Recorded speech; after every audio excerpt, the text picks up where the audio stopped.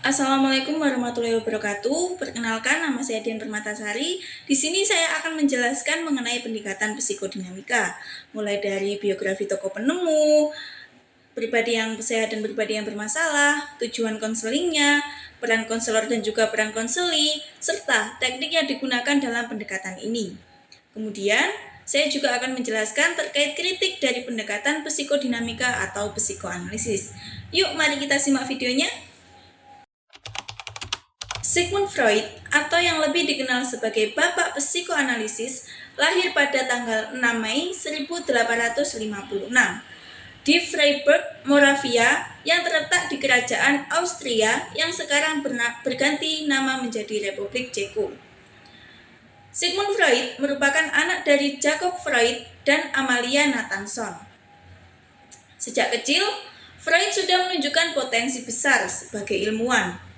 Freud juga suka membaca dan menyukai literatur, serta ia juga menguasai 8 bahasa Eropa, seperti bahasa Inggris, Perancis, Jerman, Spanyol, Italia, Ibrani, Latin, dan juga Yunani. Hal yang memantik perhatian Sigmund Freud terhadap ilmu psikologi bermula ketika dirinya mempelajari otak manusia dan makhluk hidup lainnya di bawah arahan fisiologis Ernst Bruck. Beberapa sumber mengatakan bahwa ilmu psikoanalisis yang dikembangkan oleh Sigmund Freud terinspirasi dari beberapa sosok terkenal seperti filsuf Nietzsche, ilmuwan biologi Charles Darwin, dan bahkan sastrawan William Shakespeare. Hasil penelitian teori dan karyanya membantu Sigmund Freud untuk memahami esensi dari psikologi manusia dan mengembangkan ilmu psikoanalisis itu sendiri. Selanjutnya, kita akan membahas terkait pribadi yang sehat dan bermasalah. Freud berpendapat bahwa pribadi yang sehat adalah mereka yang dapat mencapai keseimbangan antara 3 komponen kepribadian mereka, yaitu id, ego, dan superego. Id merupakan bagian tak sadar yang didorong oleh kepuasan instan, keinginan-keinginan dasar, dan naluri. Superego mewakili norma-norma dan nilai-nilai sosial yang internal, sedangkan ego bertindak sebagai mediator antara id dan superego, mencoba memenuhi keinginan-keinginan id secara realistis dalam batasan-batasan yang ditetapkan oleh superego. Freud berpendapat bahwa pribadi yang sehat mampu mengelola konflik antara id, ego, dan superego. Dengan cara yang efektif, mereka memiliki kemampuan untuk mengendalikan naluri dan keinginan-keinginan dasar mereka, serta dapat menyesuaikan diri dengan tuntutan-tuntutan realitas dan nilai-nilai sosial. Selain itu, pribadi yang sehat menurut Freud juga mampu membina hubungan sosial yang memadai dan mengekspresikan emosi secara sehat. Selanjutnya, ciri-ciri pribadi yang sehat, yaitu 1. Memiliki hubungan yang sehat dengan orang lain. Yang kedua, mampu berkarya dengan baik. Yang ketiga, mampu beradaptasi dengan perubahan dan stres. Yang keempat, memiliki rasa percaya diri dan harga diri yang positif. Yang kelima, merasa bahagia dan puas dengan hidup. Selanjutnya, kita akan beralih ke pribadi yang bermasalah. Pribadi dikatakan yang bermasalah jika terjadi konflik antara id, ego, dan superego yang berlebihan atau tidak diselesaikan dengan baik, yang menyebabkan gejala-gejala seperti kecemasan, fobia, obsesi, ataupun depresi.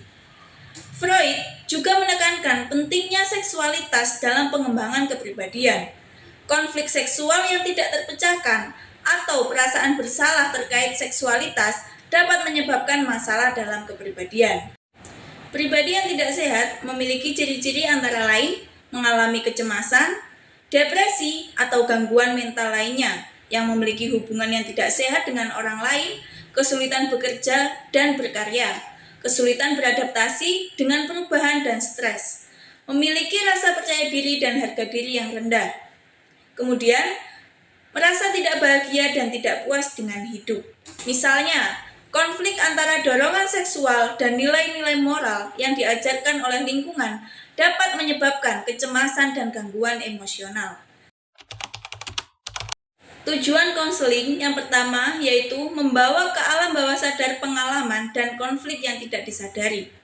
Freud percaya bahwa banyak masalah psikologis berakar pada pengalaman dan konflik pada masa lalu yang tertekan ke alam bawah sadar.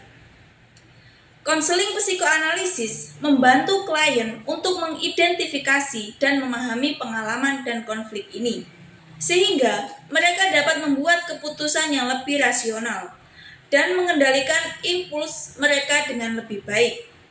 Yang ketiga yaitu meningkatkan pemahaman diri. Konseling psikoanalisis membantu klien untuk memahami diri mereka sendiri dengan lebih baik, termasuk motivasi, kebutuhan, dan pola pikir mereka. Pemahaman diri yang lebih baik dapat membantu klien untuk membuat pilihan yang lebih baik dalam hidup mereka dan meningkatkan hubungan mereka dengan orang lain. Yang keempat, masalah psikologis. Konseling psikoanalisis dapat membantu klien untuk mengatasi berbagai masalah psikologis, seperti kecemasan, depresi, dan gangguan obsesif atau kompulsif. Dengan memahami akar masalah mereka, dapat mengembangkan mekanisme coping yang lebih sehat. Klien dapat mencapai kesehatan mental yang lebih baik. Kemudian yang selanjutnya kita akan membahas terkait peran konseli dan konselor dalam konseling pendekatan psikoanalisis Sigmund Freud. Yang pertama yaitu peran konselor. Analisis konselor psikoanalisis berperan sebagai ahli yang terlatih dalam menganalisis dan menginterpretasikan materi yang diungkapkan oleh konseli.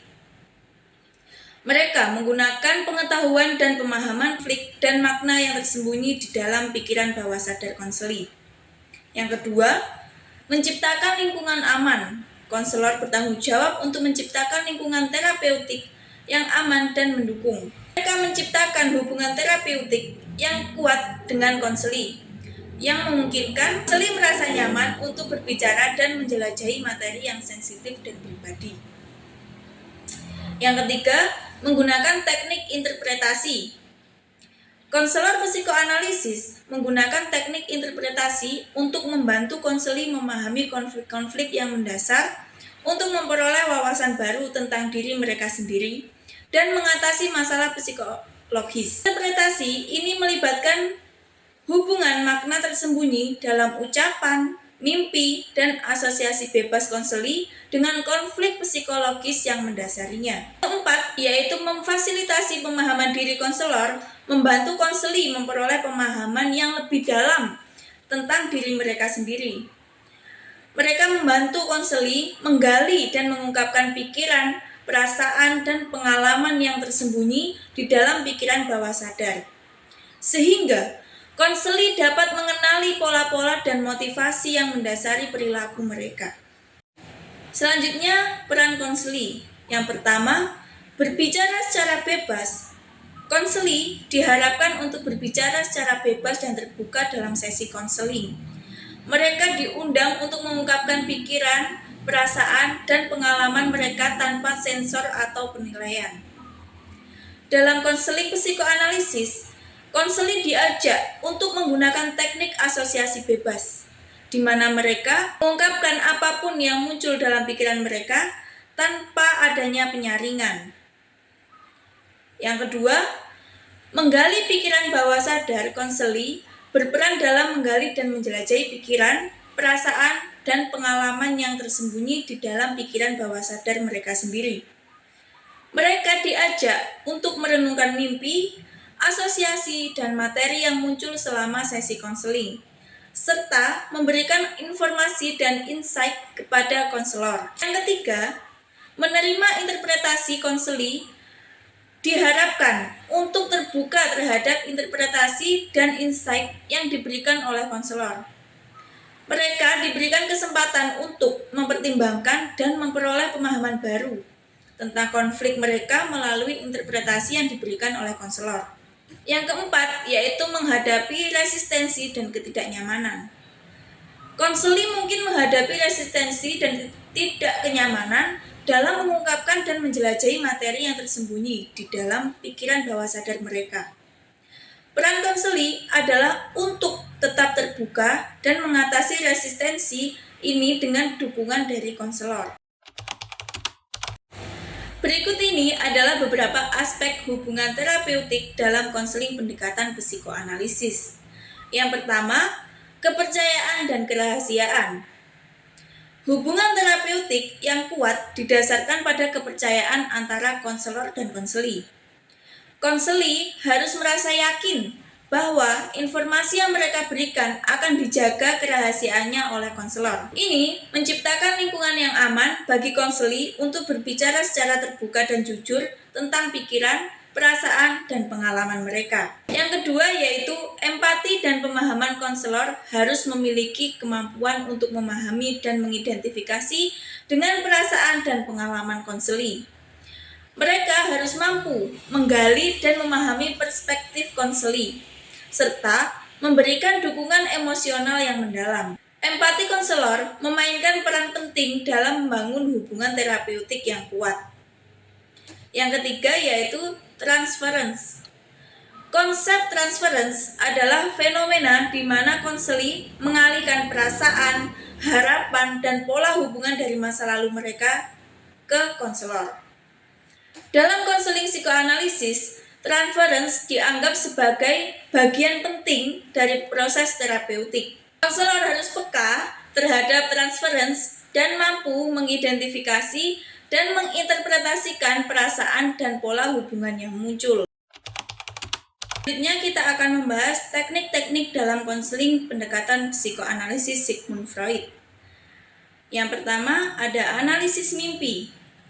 Konselor meminta klien untuk mengungkapkan dan mengingat detail mimpi mereka.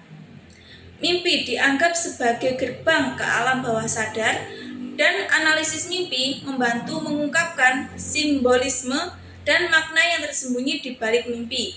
Selama tidur, pertahanan menjadi lebih lemah dan perasaan-perasaan yang tertekan muncul ke permukaan. Freud melihat bahwa mimpi sebagai royal route to the unconscious, di mana di dalam mimpi semua keinginan, kebutuhan, dan ketakutan yang tidak disadari akan diekspresikan. Yang kedua yaitu asosiasi bebas. Konseli diminta untuk mengungkapkan pikiran, perasaan, dan asosiasi apapun yang muncul dalam pikirannya tanpa sensor atau pemfilteran. Ini memungkinkan terapis untuk mendapatkan wawasan tentang alam bawah sadar klien. Teknik ini membantu konseli untuk mengakses dan mengekspresikan pikiran dan perasaan yang tidak disadari. Konselor juga membantu konseli untuk memahami makna di balik asosiasi bebas mereka. Yang ketiga, analisis transferensi. Transferensi muncul dengan sendirinya dalam proses terapeutik pada saat di mana kegiatan-kegiatan klien di masa lalu yang tak terselesaikan menyebabkan dia mengubah masa kini dan mereaksi kepada analisis sebagai yang dia lakukan kepada ibunya atau ayahnya atau siapapun yang terlibat masalah dengan konseli tersebut. Yang keempat yaitu interpretasi, yaitu prosedur dasar yang digunakan dalam analisis asosiasi bebas, analisis mimpi, analisis resistensi, dan analisis transparasi. Prosedurnya terdiri atas penetapan analisis, penjelasan, dan mengajarkan klien tentang makna perilaku yang dimanifestasikan dalam mimpi, asosiasi bebas, resistensi, dan hubungan terapeutik itu sendiri. Fungsi dari interpretasi adalah membiarkan ego untuk mencerna materi baru dan mempercepat proses menyadarkan hal-hal yang tersembunyi. Interpretasi mengarahkan tilikan dan hal-hal yang tidak disadari oleh konseli. Hal yang penting adalah bahwa interpretasi harus dilakukan pada waktu-waktu yang tepat. Karena kalau tidak, konseli dapat menolaknya. Ada 3 hal yang harus diperhatikan dalam interpretasi sebagai teknik terapi. Yang pertama yaitu interpretasi hendaknya disajikan pada saat gejala yang diinterpretasikan berhubungan erat dengan hal-hal yang disadari oleh konseli. Kedua, Interpretasi hendaknya selalu dimulai dari permulaan dan baru menuju ke hal-hal yang dalam yang dapat dialami oleh situasi emosional konseling. Ketiga, yaitu menetapkan resistensi atau pertahanan sebelum menginterpretasikan emosi atau konflik. Keempat, yaitu counter transference, yaitu terjadi ketika konselor merasakan perasaan atau reaksi emosional terhadap konseli. Hal ini terjadi karena konselor merupakan manusia yang memiliki pengalaman dan emosi pribadi. Konselor harus menyadari dan mengelola counter transference mereka sendiri agar tidak mempengaruhi kualitas hubungan terapeutik. Yang kelima yaitu interpretasi. Konselor menggunakan interpretasi untuk membantu konseli memahami dan mengungkapkan konflik dan makna yang tersembunyi dalam pikiran bawah sadar mereka. Interpretasi ini mungkin melibatkan hubungan pola-pola perilaku konseli dengan pengalaman masa lalu, serta membantu konseli mengenali dan memahami motivasi yang mendasari perilaku mereka. Yang keenam, yaitu kesadaran diri. Hubungan terapeutik dalam konseling psikoanalisis bertujuan untuk membantu konseli memperoleh pemahaman yang lebih dalam tentang diri mereka sendiri dan konflik-konflik psikologis yang mendasari. Konselor membantu konseli menjelajahi dan mengungkapkan pikiran, perasaan, dan pengalaman yang tersembunyi, sehingga konseli dapat mengembangkan kesadaran diri yang lebih baik. Penting untuk dicatat bahwa hubungan terapeutik dalam konseling psikoanalisis adalah hubungan yang unik dan mendalam. Konselor berperan sebagai fasilitator dan pemahaman, sementara konseli berperan dalam menjalani proses eksplorasi diri yang jujur dan terbuka. Hubungan terapeutik yang kuat dan saling percaya sangat penting untuk mencapai tujuan terapi psikoanalisis. Kemudian saya akan menyampaikan beberapa kritik terkait pendekatan psikoanalisis. Yang pertama, yaitu kurangnya bukti empiris. Salah satu kritik utama terhadap psikoanalisis adalah kurangnya bukti empiris yang kuat untuk mendukung teori-teori dan konsep-konsepnya. Psikoanalisis berfokus pada proses bawah sadar yang sulit untuk diukur dan diverifikasi secara objektif. Kurangnya bukti empiris yang kuat telah menyebabkan beberapa orang skeptis terhadap validitas teori-teori psikoanalisis ini. Yang kedua yaitu konsep seksualitas yang berlebihan. Psikoanalisis Freud menekankan peran seksualitas dalam perkembangan individu. Beberapa kritikus berpendapat bahwa Freud terlalu membesar-besarkan peran seksual dan mengabaikan faktor-faktor lain yang mempengaruhi perkembangan manusia. Pemahaman yang berlebihan terhadap seksualitas juga telah menjadi sumber kontroversi dan kritik terhadap pendekatan ini. Selanjutnya, subjektivitas dan interpretasi. Proses interpretasi dalam psikoanalisis sangat bergantung pada pengalaman, pengetahuan, dan pendapat pribadi terapis. Hal ini dapat menyebabkan subjektivitas yang tinggi dalam analisis dan penafsiran. Kritikus berpendapat bahwa interpretasi yang sangat bergantung pada terapis dapat menghasilkan banyak interpretasi yang berbeda dan kurangnya konsistensi. Kemudian yang keempat yaitu durasi dan biaya perawatan. Psikoanalisis Freud adalah pendekatan yang membutuhkan waktu lama dan intensif. Konseli biasanya diharapkan untuk menghadiri sesi terapi beberapa kali selama seminggu dengan periode yang sangat panjang. Durasi dan biaya perawatan yang tinggi ini menjadikannya tidak terjangkau atau praktis bagi orang yang membutuhkan bantuan psikologis. Yang kelima yaitu kurangnya dukungan empiris untuk efektivitas. Meskipun psikoanalisis telah memberikan manfaat bagi beberapa individu, ada sedikit bukti empiris yang mendukung efektivitasnya secara umum. Beberapa penelitian telah menunjukkan hasil yang bervariasi dan tidak konsisten dalam hal efektivitas terapi psikoanalisis dibandingkan dengan pendekatan yang lain. Meskipun kritik terhadap pendekatan psikoanalisis Sigmund Freud tersebut penting untuk diingat bahwa kontribusinya terhadap bidang psikologi tidak dapat diabaikan. Pendekatan psikoanalisis telah membuka jalan bagi pemahaman yang lebih dalam tentang alam bawah sadar dan mempengaruhi perkembangan berbagai teori dan terapi psikologi selanjutnya. Konseling psikoanalisis Sigmund Freud melibatkan teknik-teknik khusus seperti analisis mimpi, asosiasi bebas, analisis transferensi, countertransference, interpretasi, dan pengembangan kesadaran diri. Hubungan terapeutik yang kuat didasarkan pada kepercayaan, empati, dan pemahaman antara konselor dan konseli.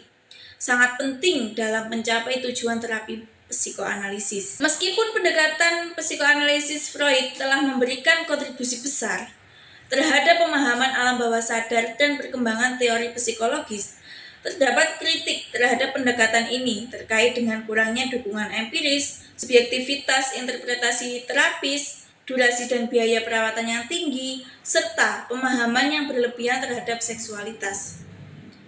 Meskipun demikian, penting untuk diakui bahwa kontribusi Freud tetap berharga dalam perkembangan ilmu psikologi. Sekian yang dapat saya sampaikan terkait pendekatan psikoanalisis Sigmund Freud. Wassalamualaikum warahmatullahi wabarakatuh.